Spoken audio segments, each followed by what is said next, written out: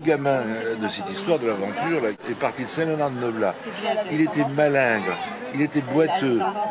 Et ben, il a quand même une très belle histoire d'amour, il a quand même fait des tas de choses, il était un bon peintre et après il s'est installé à Vérone et tout ça. Quand on a la niaque, quand on veut, on arrive à quelque chose. Il ne faut pas toujours se contenter de pleurnicher, de réclamer, d'attendre que ça tombe tout cuit. Non, non. Et c'est la preuve. Il a vécu jusqu'à 95 ans, ce type. Hein. Et ses parents ne l'employaient pas à la ferme, il était boiteux et malingre. Alors lui, il dessinait toute la journée. Ses parents disaient, c'est un bon à rien, on ne peut rien en faire. Et l'ont mis chez les curés. Et les curés, il s'est retrouvé ici, à l'abbaye.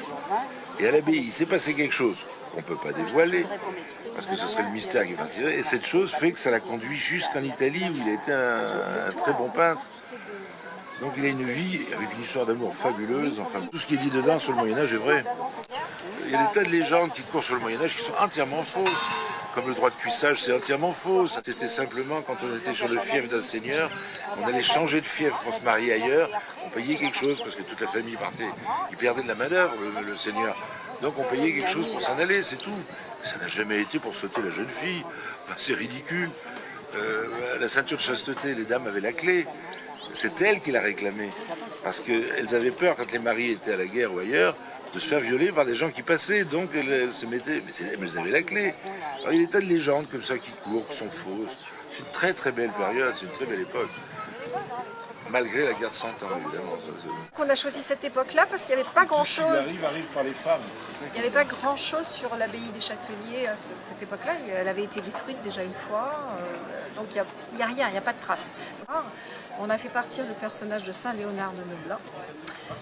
Donc c'est un jeune qui est rejeté par sa famille parce qu'il est boiteux, parce que ça fait une bouche inutile à nourrir. Donc il n'y avait pas 36 solutions à l'époque. Donc c'est le curé du coin qui a dit si on l'a envoyé avec les curés là-bas à l'abbaye de Chauvigny, ils vont peut-être en faire quelque chose. Donc il est parti de Saint-Léonard à Chauvigny, il a été formé à l'enluminure, à la peinture, et puis c'était sa passion. On l'a emmené ici, il a été détourné par un prélat qui voulait à tout prix l'emmener à l'abbaye des Châteliers pour restaurer une partie de l'abbaye, refaire des peintures. Quand il arrive ici, il fait une rencontre, mais là je ne peux pas dire, une rencontre qui va faire basculer sa vie, son destin va basculer. Et du coup il part et il va vivre sa vie de peintre en Italie. La recherche est intéressante, mais passionnant. Après, c'est un sacré travail. La recherche, fouiller, lire le maximum de choses sur cette époque. Nous, c'est une époque bien précise. Donc ça, oui, ça c'est un plaisir. Après l'écriture, c'est l'écriture, hein. C'est un travail, c'est compliqué. Quand on écrit à deux, c'est à la fois stimulant, dur, parce qu'on ne cède pas, ni lui ni moi ne cédons sur des choses. Donc on discute beaucoup.